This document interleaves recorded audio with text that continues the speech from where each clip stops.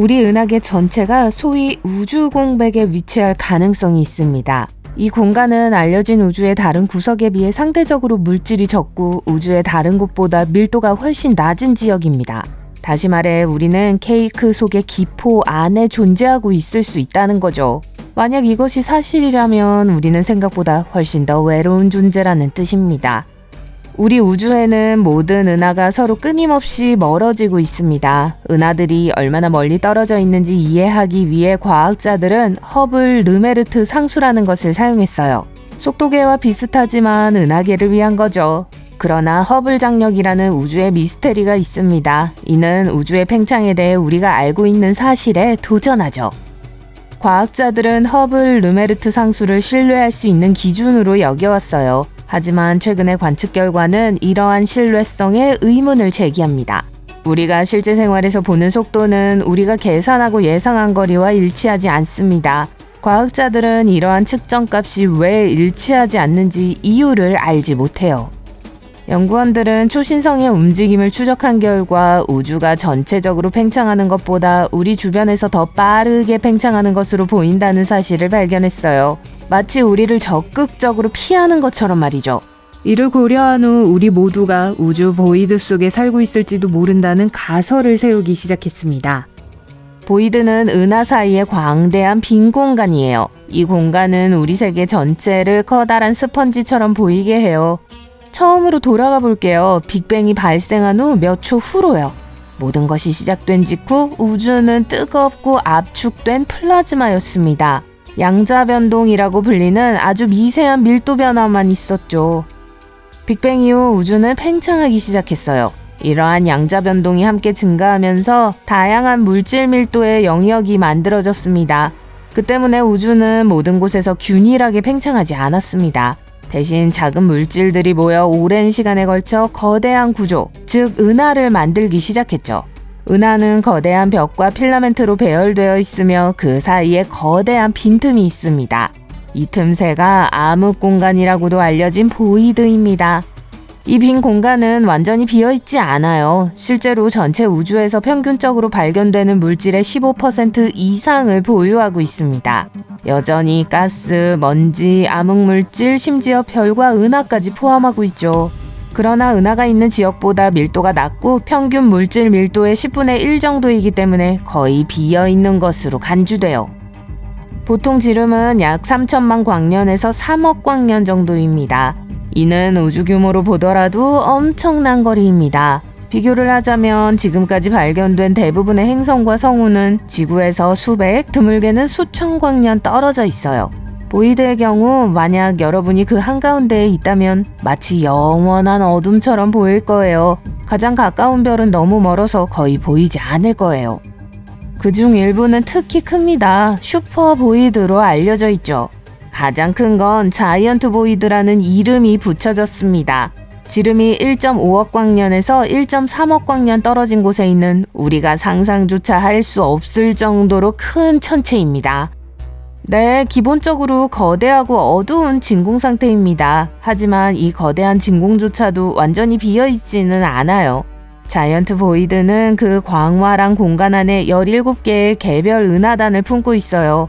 그러나 우주에서 가장 큰 빈 공간이 아닐 수도 있습니다. CMB 냉점이라는 것이 있어요. 이것은 우리가 마이크로파를 통해 본 우리 우주의 비정상적으로 크고 추운 영역이에요.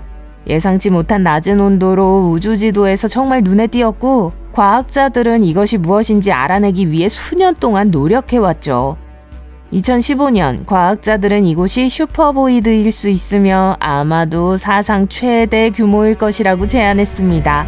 그다지 독창적이지 못한 이름을 붙여서 그레이트 보이드라고 부릅니다. 만약 이것이 사실이라면 이곳은 지름이 약 1.8억 광년이나 되는 빈 공간으로 일반적인 보이드보다 약 1000배나 더 큰 곳일 것입니다. 모든 사람이 가능하다고 생각하는 건 아니기 때문에 과학자들의 논쟁이 계속되고 있습니다. 이 장소에 대한 또 다른 흥미로운 이론이 있습니다. 한 연구자는 이곳이 평행세계와의 충돌로 인한 흔적일 수 있다고 주장했어요. 꽤 대담한 가설이지만 안타깝게도 현재 기술로는 이를 확인하거나 부정할 방법이 없습니다. 어쨌든 우주가 팽창함에 따라 이러한 보이드는 커지고 은하단을 연결하는 벽은 늘어나거나 끊어질 거예요. 결국 보이드가 합쳐져서 중력으로 묶인 은하단은 팽창하는 공허 속의 섬으로 남게 될 거예요. 다시 말해 조만간 거대한 빈 공간이 우리 세계의 모든 것을 집어삼킬 것입니다. 따라서 우리는 물질의 15%에 해당하는 슈퍼보이드에 속하는 드문 경우일 수 있습니다. 이는 우리가 상대적으로 적은 수의 은하로 둘러싸여 있는 이유를 설명할 수 있죠. 이 발견이 사실이라면 알버트 아인슈타인의 도움으로 만들어진 우주론의 표준 모델에 도전하는 거예요. 이는 일반적으로 중력이 우리가 예상했던 것과 다르게 작용한다는 걸 의미하죠.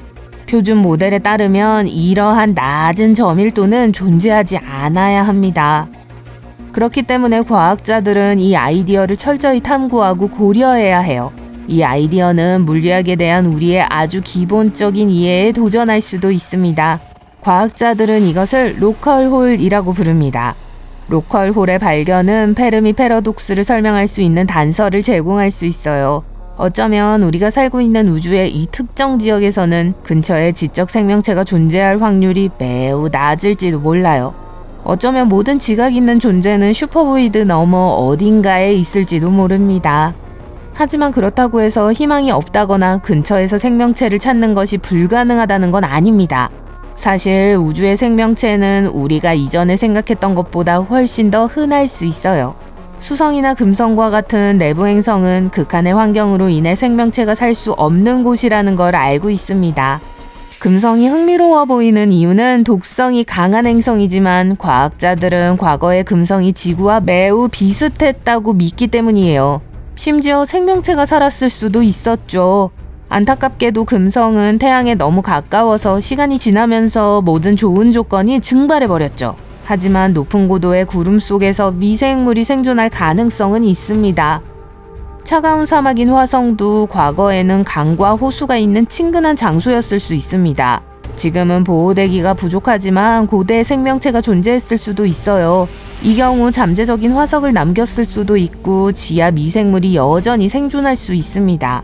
우리는 그 흔적을 몇 가지 발견했지만 이것이 진짜 유기물인지 아닌지에 대해서는 여전히 논쟁 중입니다. 목성이나 토성과 같은 가스 행성과 얼음 행성은 생명체가 살기에 적합하진 않지만 위성들은 희망을 제시해요.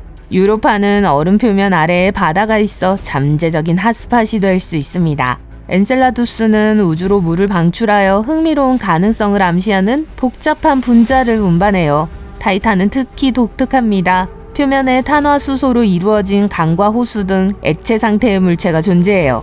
혹독한 온도는 생명체가 살기에 적합하지 않지만 과학자들은 다른 종류의 화학물질을 가진 생명체가 존재할 수 있을지를 고민하고 있어요.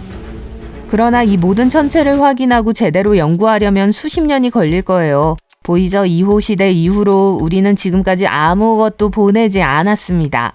하지만 운이 좋다면 21세기에 태양계를 탐사할 수 있을지도 몰라요.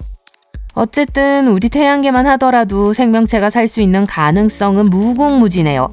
주변에서 발견된 모든 행성과 은하계는 말할 것도 없습니다. 추정에 따르면 우리가 볼 수 있는 관측 가능한 우주에는 약 5조 3천억 개의 거주 가능한 세계가 있을 것으로 추정됩니다. 지금까지 가장 유력한 후보 중 하나는 케플러 186F입니다. 이 행성은 지구보다 10% 정도 더 큰 지구와 유사한 행성입니다. 이 행성은 우리 태양보다 조금 더 어둡고 차갑지만 수명이 더 긴 적색 외성 궤도를 돌고 있습니다. 그리고 거리는 약 490광년밖에 떨어져 있지 않으니 엄청나게 멀어 보일 수 있지만 앞서 슈퍼보이드에 대해 설명한 거리를 기억하세요.